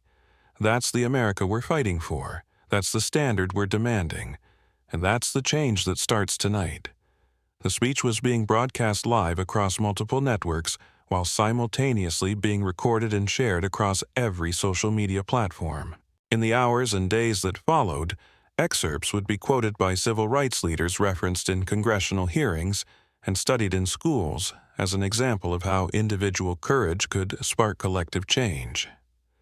As the crowd continued to applaud, Marcus Thompson prepared to finally board Flight 318, knowing that his words would outlive the incident that inspired them, and that his journey home had become a journey towards justice for millions of travelers who deserved the same dignity he had demanded. The immediate aftermath of Marcus Thompson's speech at Gate B47 triggered a cascade of institutional changes that extended far beyond coastal airlines. Within hours of the viral coverage reaching national news networks, airline executives across the industry were convening emergency meetings to assess their own passenger rights policies. Catherine Myers, still standing in the gate area with corporate attorneys, received a call from CEO Richard Winters that would reshape company policy permanently. Catherine, I've been on a conference call with our board, federal regulators, and legal counsel for the past hour. We're implementing immediate changes that I want you to announce personally to Mr. Thompson and the media. She took notes while he outlined a comprehensive response that went far beyond damage control. Effective immediately, Coastal Airlines is implementing the Thompson Protocol named after tonight's incident. Zero tolerance for discrimination in passenger services. Mandatory bias training for all customer-facing employees within 60 days. Independent civil rights monitoring of passenger complaints. And partnership with the NAACP and other organizations to ensure compliance. The corporate response was being announced in real time while cameras rolled and social media audiences watched. It represented exactly the kind of structural change that Marcus had demanded, rather than superficial apologies. James Morrison pulled out his phone to record Catherine Myers' announcement. These commitments will be documented and enforceable through federal oversight, he said. This isn't just public relations. This is legal accountability. Jennifer Walsh, despite her termination, approached Marcus directly. The crowd quieted as she prepared to speak. Mr. Thompson, I destroyed my own career tonight through my prejudice and assumptions. but maybe something good can come from my mistakes if they help prevent other people from experiencing what I put you through. Her willingness to accept responsibility publicly without corporate protection or legal representation provided the kind of genuine accountability that corporate statements couldn't match. Tyler Johnson had been streaming for over 5 hours, and his audience had grown to nearly 400,000 viewers. "This is unreal," he whispered to his phone. "We're watching an entire industry change policies in real time." Carlos Rivera's Instagram Live audience had reached 12,000 viewers, many of whom were airline employees watching their own industry being transformed by a single incident of documented discrimination. Elena Vasquez was coordinating with news directors from multiple networks as the story continued to evolve. This has become the civil rights story of the year, she told her assignment desk. Every airline is going to have to respond to the Thompson protocol, but the changes were already spreading beyond individual airlines. Airport authorities at Miami International announced they would implement passenger rights training for all customer service staff. The Transportation Security Administration issued statements about bias prevention and security procedures. And congressional staffers confirmed that Marcus's testimony tomorrow would now focus specifically on the evening's events. Patricia Williams, who had become an unofficial spokesperson for passengers who had experienced discrimination, was interviewed by multiple news outlets about the broader patterns the incident represented. "This young man's courage tonight opened a door that's been closed for too long," she told one reporter. "Now, it's up to all of us to walk through it." David Rodriguez, the airport security supervisor, announced his commitment to implementing bias reporting mechanisms that would allow passengers to file complaints directly with federal authorities rather than relying on airlines to police themselves. Amanda Foster, the junior gate agent who had supported Jennifer's initial discrimination, volunteered to participate in training programs that would help other employees recognize and resist discriminatory practices. Michael Brooks, despite his own termination, provided detailed testimony about management pressure that had encouraged discrimination through informal policies and unspoken expectations. The individual accountability was building into institutional reform in real time, with each person's acknowledgement of wrongdoing creating pressure for broader change. Robert Klein, who had offered to take Marcus's seat and made discriminatory comments throughout the evening, approached Marcus as boarding finally began. "Mr. Thompson, I owe you an apology that goes beyond tonight. I've spent years benefiting from power structure that discriminate against people like you while pretending I didn't notice." Marcus looked at him for a moment. "Mr. Klein, the question isn't what you've benefited from. The question is what you're going to do differently going forward. I want to contribute to the change, however I can." It was the kind of personal transformation that extended the evening's impact beyond policy changes to individual behavior modification.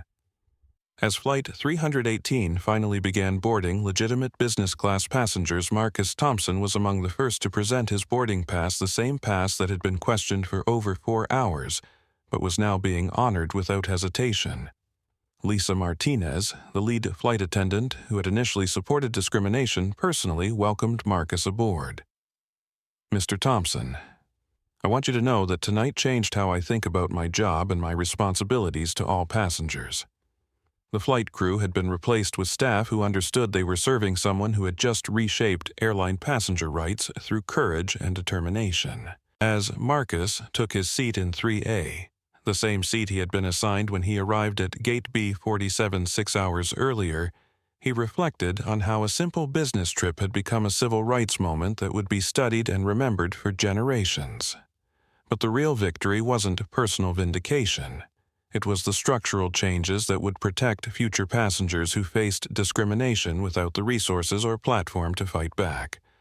The Thompson Protocol was already being adopted by airlines across the country, proving that individual courage could indeed spark collective change when enough people refused to accept injustice as inevitable. By the time Flight 318 finally pushed back from Gate B47, the incident had transcended viral social media moment to become a cultural phenomenon with lasting implications for civil rights, corporate accountability, and the power of witnesses to demand justice. Tyler Johnson's TikTok had reached over 500,000 views and was still climbing rapidly. The hashtag "Dignity shouldn't be upgraded" had been shared millions of times across platforms, with people posting their own stories of discrimination and demanding accountability from service industries beyond just airlines. "This is wild," Tyler said to his camera as he boarded his own flight. "What started as me just recording something weird has become this massive civil rights moment. The whole airline industry is changing policies because people refuse to stay quiet." Carlos Rivera's Instagram Live had drawn over 15,000 concurrent viewers at its peak, and the recorded video was being shared thousands of times per hour. Civil rights organizations were using clips from his stream to illustrate how bystanders could become agents of change. For everyone asking what happens next, Carlos told his audience this man is testifying before Congress tomorrow about airline passenger rights. Tonight didn't just go viral, it's going to become federal law. But the viral impact was manifesting in ways beyond social media metrics. Other airlines were proactively announcing policy changes to avoid becoming the next coastal airlines. United, Delta American, and Southwest all issued statements within hours, outlining enhanced passenger rights protections and bias prevention training. Elena Vasquez was fielding calls from news outlets around the world. "The international media wants to cover this as an American civil rights story," she told her assignment desk. This is being seen globally as an example of how social media can force institutional accountability. The story was being covered not just as transportation news, but as a breakthrough moment in civil rights activism, corporate accountability, and the power of ordinary citizens to document and resist discrimination. James Morrison was coordinating with civil rights organizations that wanted to use the incident as a case study for federal legislation. "The NAACP is calling this the most significant airline discrimination case since the Civil Rights Act," he told Marcus during the flight. "Your testimony tomorrow is going to reference tonight specifically. But beyond the legal and political implications, the human stories emerging from the viral coverage were creating lasting impact." Patricia Williams received hundreds of messages from young people thanking her for speaking up and representing the experiences of older passengers who had faced discrimination for decades. Amanda Foster was contacted by airline employees from across the country who wanted guidance on how to resist discriminatory practices and support passengers facing bias. David Rodriguez became a symbol for security and law enforcement officers who wanted to use their positions to protect rather than intimidate passengers experiencing discrimination. Even Robert Klein, who had become the unintentional villain of the story, received messages from people who recognized their own privilege and bias in his behavior and wanted to learn how to become better allies. The viral moment was generating educational content policy changes and personal transformation at a scale that extended far beyond the original incident. Marcus's phone was buzzing constantly with interview requests, speaking invitations, and partnership proposals. Civil rights organizations wanted him to become a spokesperson. Airlines wanted him to consult on policy changes. Universities wanted him to speak about corporate responsibility and social justice. James Marcus said during the flight, "This has become bigger than I expected." "It was always going to be bigger than one flight," James replied. "The question now is how we use this platform to create lasting change rather than just temporary attention." The flight crew on 318 had been briefed about their passengers' significance, and they provided service that reflected the airline's commitment to dignity and respect for all travelers. It was a stark contrast to the treatment Marcus had received just hours earlier at the same airport. Captain Sarah Mitchell made a personal announcement over the intercom. "Ladies and gentlemen, tonight's flight represents more than transportation. It represents the commitment to treat every passenger with the dignity they deserve. We're honored to serve all of you." The announcement was being live-streamed by passengers who recognized the historical significance of the moment, creating additional documentation of institutional change in real time. As Flight 318 approached Chicago, Marcus reflected on how a routine business trip had become a catalyst for transformation that would be measured not in viral metrics but in the experiences of future passengers who would travel with greater dignity because of the courage shown by witnesses at Gate B47. The real victory wasn't the boarding pass in his pocket or the viral videos on social media. It was the knowledge that the next black passenger, Hispanic passenger, or any passenger facing discrimination would have stronger protections and more accountability because enough people had refused to stay silent when it mattered most. Flight 318 touched down at Chicago O'Hare at 1:47 a.m., nearly 6 hours behind schedule, but Marcus Thompson felt no frustration about the delay. The journey had become something far more significant than transportation. It had become a testament to the power of dignity witnesses and accountability to create lasting change. As passengers deplaned, many approached Marcus to express their gratitude for his courage and their admiration for how he had handled the situation. The elderly woman from seat 7B paused beside him. "Young man, you reminded us all what standing up for what's right looks like. My granddaughter is going to hear about tonight." A businessman from first class shook Marcus's hand. "I've been flying for 20 years and never spoke up when I saw discrimination. That changes now." Even passengers who had initially stayed silent during the incident at Gate B47 were acknowledging their responsibility to be better witnesses and allies in the future. Lisa Martinez, the lead flight attendant who had initially supported discriminatory treatment, waited by the jet bridge as Marcus prepared to leave the aircraft.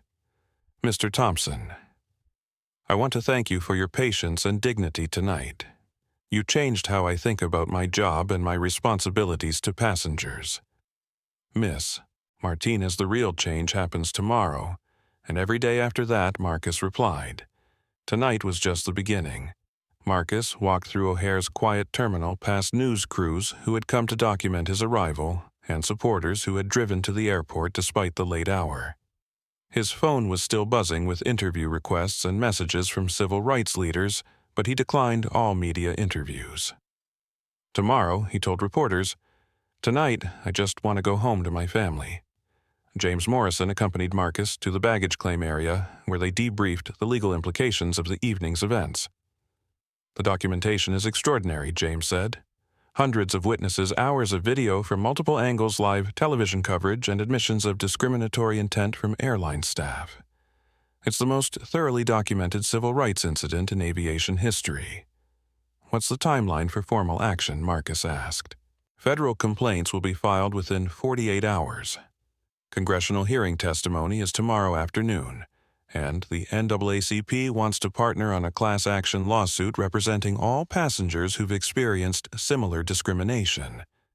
Marcus nodded, understanding that his personal experience had become the foundation for broader legal and social change. Outside O'Hare's terminal, Marcus's wife, Sarah, and their 12-year-old son, Michael, were waiting in the pickup area despite the late hour. Dad Michael ran to embrace him. "I saw you on the news. You were amazing." Sarah hugged Marcus tightly. "I'm proud of you for not backing down, but I'm also relieved you're safe." The family moment grounded Marcus after hours of public attention and media scrutiny. This was why he'd fought so hard, not for viral fame or political platform, but for the simple right to travel with dignity and return home to the people who mattered most. During the drive home through quiet Chicago streets, Michael asked thoughtful questions about the evening's events. "Dad, why did they treat you that way?" Marcus considered his answer carefully. "Because some people make assumptions about others based on how they look rather than who they are. But you proved them wrong, right? I proved that their assumptions were wrong. But the real proof comes when they treat the next passenger better because of what happened tonight." Sarah listened to the conversation with the satisfaction of someone whose husband had stood up not just for himself, but for principles that would benefit their son's generation and beyond. At home, Marcus finally checked the full scope of the viral coverage. Tyler Johnson's TikTok had reached over 800,000 views. Carlos Rivera's Instagram video was approaching 50,000 shares. "Dignity shouldn't be upgraded" was trending globally, But beyond the social media metrics, major news outlets were covering the story as a civil rights breakthrough. Editorial boards were calling for federal airline oversight. Civil rights organizations were planning coordinated action based on the documented evidence. Marcus's phone rang with a call from Senator Rodriguez, who would be chairing tomorrow's hearing. Marcus, tonight, changed everything about tomorrow's testimony. We're not just discussing theoretical policy changes anymore. We're responding to documented discrimination with national attention. Senator, the focus should be on structural change that protects all passengers, not just tonight's incident. Agreed. But tonight provided the evidence and public support we need to pass meaningful legislation. As Marcus prepared for bed, he reflected on how a routine business trip had become a catalyst for transformation that would be measured in the experiences of future travelers who would face less discrimination because enough people had refused to accept injustice. The real victory wasn't the viral videos or news coverage. It was the knowledge that the next time someone faced discrimination at an airport gate, there would be stronger policies, better training, and greater accountability, because one evening in Miami had proven that dignity and justice were not negotiable. Tomorrow would bring congressional testimony, media interviews, and continued advocacy for airline passenger rights. But tonight, Marcus Thompson was simply grateful to be home with his family, knowing that his courage had opened doors that would benefit travelers for generations to come. Marcus Thompson walked through Miami International Airport with the quiet satisfaction of someone returning to a place where history had been made. He was heading to Gate B47, the same gate where his routine business trip had become a civil rights moment that reshaped airline passenger rights across the industry. 3 months had passed since the incident that became known as the B47 moment, and the transformation was visible throughout the terminal. New signage reading "Passenger Dignity First" was posted at every gate. Training centers for airline staff were prominently featured with windows allowing travelers to observe bias prevention education in action. Marcus was returning from Washington, D.C., where he had concluded a series of congressional hearings that resulted in the Airline Passenger Rights Act of 2024 federal legislation that created enforceable protections against discrimination and established independent oversight of airline passenger treatment. The law, directly inspired by his experience at Gate B47, required airlines to document and investigate all passenger complaints within 24 hours, provided federal penalties for discriminatory practices, and created passenger advocate positions at every major airport. Carlos Rivera, who had gained over 100,000 new followers from his live stream coverage of the original incident, was now partnering with Marcus's foundation to train airline employees in recognizing and preventing discrimination. His social media platform had evolved from entertainment to advocacy with regular coverage of passenger rights issues. Mr. Thompson Carlos approached with genuine excitement. "I'm here filming the 3-month follow-up. The changes are incredible." Tyler Johnson had used his viral TikTok success to launch a nonprofit organization focused on documenting and preventing discrimination in public accommodations. His original video of the B47 incident had reached over 2 million views and was being used in civil rights education programs nationwide. "The training center here is exactly what we needed," Tyler told his current audience of followers who had come to follow social justice issues. Real change, not just viral moments. Elena Vasquez, who had won a regional Emmy for her coverage of the incident, was now working on a documentary about how social media could drive civil rights progress. She was at Gate B47 filming interviews with passengers about their experiences under the new policies. "The difference is night and day," Patricia Williams told Elena's camera. At 72, Patricia had become an unofficial spokesperson for passengers who had experienced discrimination, and her advocacy had helped shape many of the new policies. People are treating travelers like human beings instead of potential problems. The gate area itself had been redesigned with passenger comfort and dignity in mind. The customer service counter featured clear signage about passenger rights, complaint procedures, and contact information for federal oversight authorities. Jennifer Walsh, the former gate agent whose discriminatory behavior had started the incident, was now working as a trainer for the new bias prevention programs. Her termination from Coastal Airlines had been followed by extensive education about discrimination and its effects, and she had requested the opportunity to help prevent other employees from making her mistakes. "I destroyed my career through prejudice," Jennifer told training groups with painful honesty. "But if my story helps other people recognize and reject bias, then something positive comes from my failure." Michael Brooks, the former station manager, had taken a position with the Federal Transportation Security Administration, where he was developing passenger rights training for airport security personnel. Amanda Foster had been promoted to senior gate agent and was leading implementation of the Thompson Protocol at Miami International. Her willingness to speak honestly about discriminatory practices had made her an effective advocate for change within the airline industry. David Rodriguez, the airport security supervisor, had been appointed as the first passenger advocate for Miami International, a federal position created by the new legislation to ensure that discrimination complaints received proper investigation and resolution. Even Robert Klein, who had offered to take Marcus's seat and made discriminatory comments, had undergone his own transformation. He now volunteered with civil rights organizations and spoke to business groups about recognizing and confronting privilege and bias. "I was part of the problem," Robert told audiences with genuine remorse. Changing meant acknowledging how my assumptions and entitlement contributed to someone else's suffering. The corporate changes at Coastal Airlines had become a model for the industry. Catherine Myers had been promoted to Chief Operating Officer with specific responsibility for passenger rights and bias prevention. The Thompson Protocol had been adopted by airlines nationwide, creating uniform standards for treating all passengers with dignity. Flight operations had improved as well. The bias and assumption-based disruptions that had delayed flights and created conflicts were largely eliminated. Customer satisfaction scores had increased across the industry as passengers experienced more respectful and professional service. As Marcus prepared to board his flight back to Chicago, he was approached by Lisa Martinez, who was now Coastal Airlines Director of Passenger Experience Training.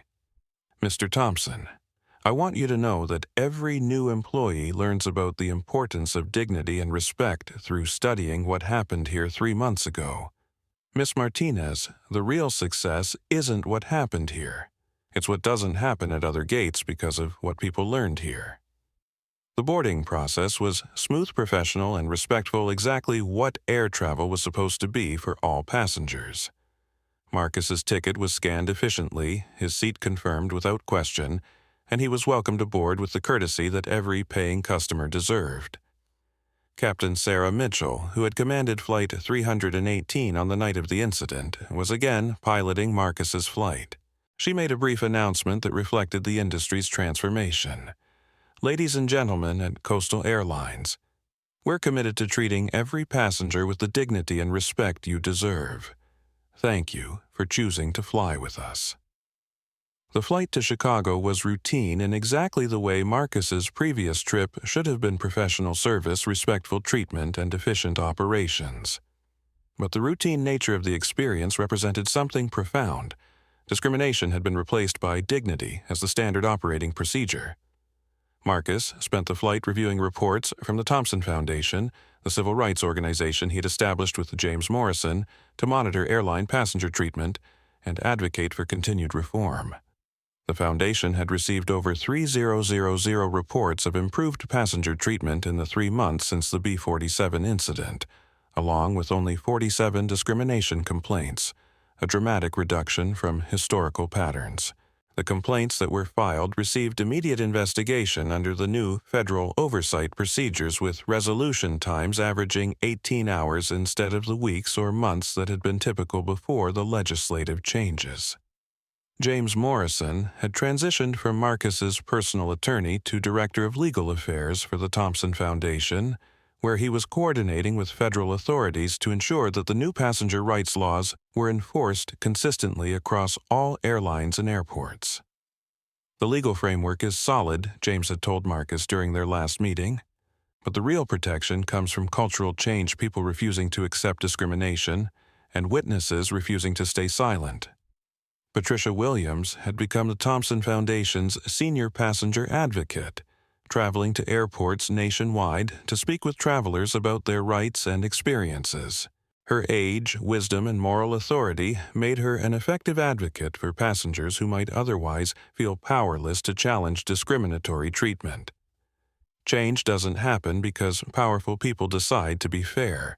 Patricia regularly told audiences echoing Marcus's speech from Gate B47, "Change happens because ordinary people decide to be brave."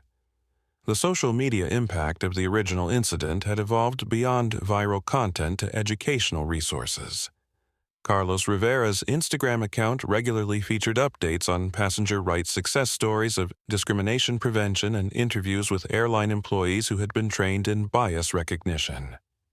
Tyler Johnson's TikTok platform had become a clearinghouse for civil rights documentation, with other users following his example of recording and sharing incidents of discrimination across various industries. Elena Vasquez's documentary titled "Witnesses: How Social Media Changed Civil Rights" was premiering at film festivals and being used in university courses about activism and accountability in the digital age. The academic and policy impacts were equally significant. Business schools were using the B47 incident as a case study in corporate crisis management and stakeholder responsibility. Law schools were analyzing the legal strategies that had transformed individual discrimination into industry-wide reform. Congressional testimony based on Marcus's experience had led to similar passenger rights legislation being proposed for other transportation sectors, including rail, bus, and ride-sharing services. Airport authorities across the country had implemented passenger advocate programs modeled on the Miami International example, creating dedicated positions for investigating and resolving discrimination complaints. But perhaps the most meaningful change was the simplest passengers were being treated with dignity as a matter of routine policy rather than exceptional courtesy. Marcus's phone buzzed with a text from his son Michael. "Now 13, and more politically aware, Dad saw your interview on CNN about the airline bill. Proud of you for not giving up." The message reminded Marcus that the real measure of the B47 incident wasn't policy changes or viral videos, but the example it set for future generations about the importance of standing up for principle even when it was difficult or uncomfortable. As Flight 318 prepared for landing in Chicago, Marcus reflected on how a routine business trip had become a catalyst for transformation that extended far beyond airline passenger rights to encompass fundamental questions of dignity, accountability, and justice in American society. 6 months after the B47 incident, Marcus Thompson returned to Miami International Airport one final time as part of a federal review of passenger rights implementation. The transformation was complete and remarkable, not just in policy and procedure, but in the fundamental culture of how passengers were treated. Walking through the terminal, Marcus observed interactions that would have been impossible before the Thompson Protocol. A young Hispanic woman's ticket was questioned by a gate agent, but the inquiry was professional, transparent, and resolved quickly with supervisory oversight.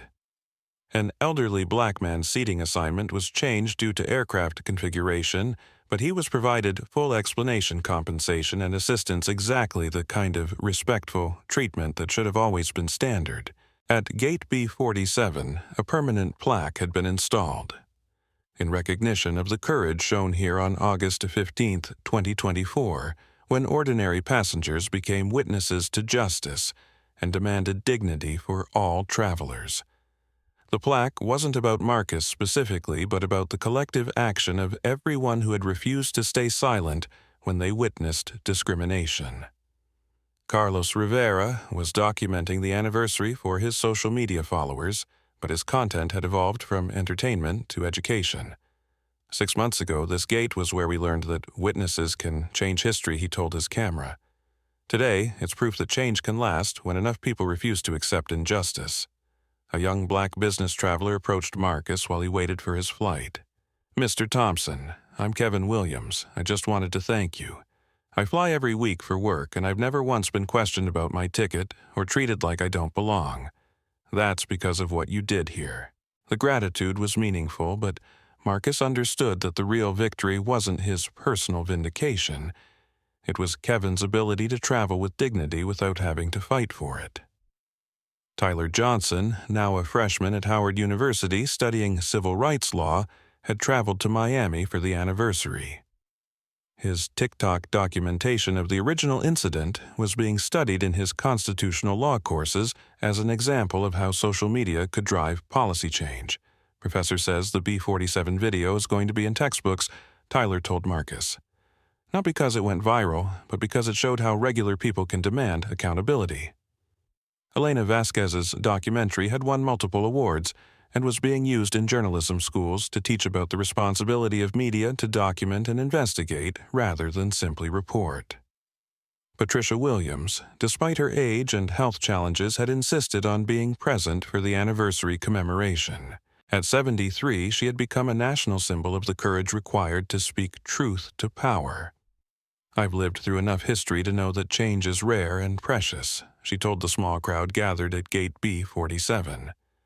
"What happened here matters because it proved that dignity isn't negotiable, and justice isn't optional."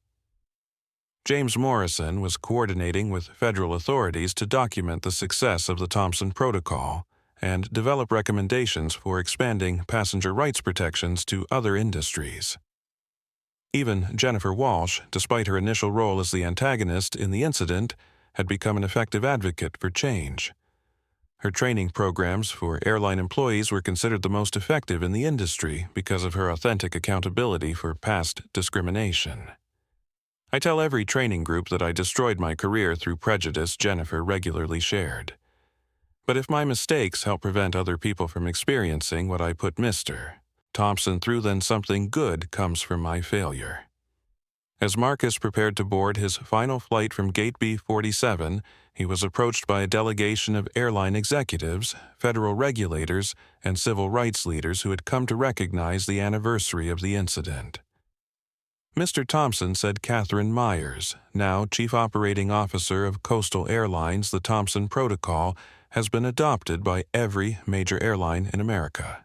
Discrimination complaints are down 73%.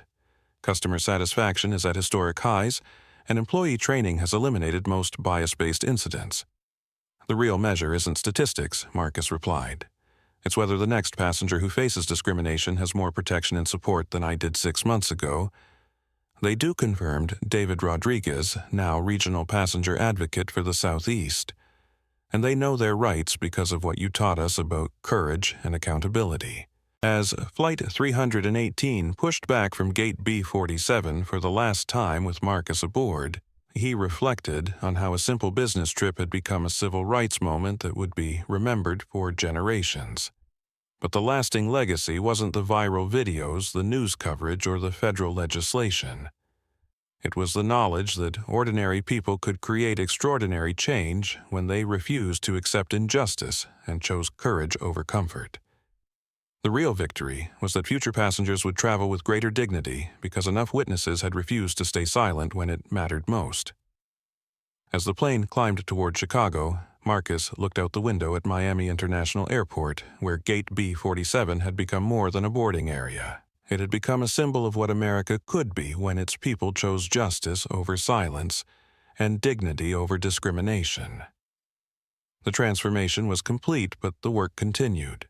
Because civil rights aren't advanced once and preserved forever, they must be defended and extended by each generation that inherits them.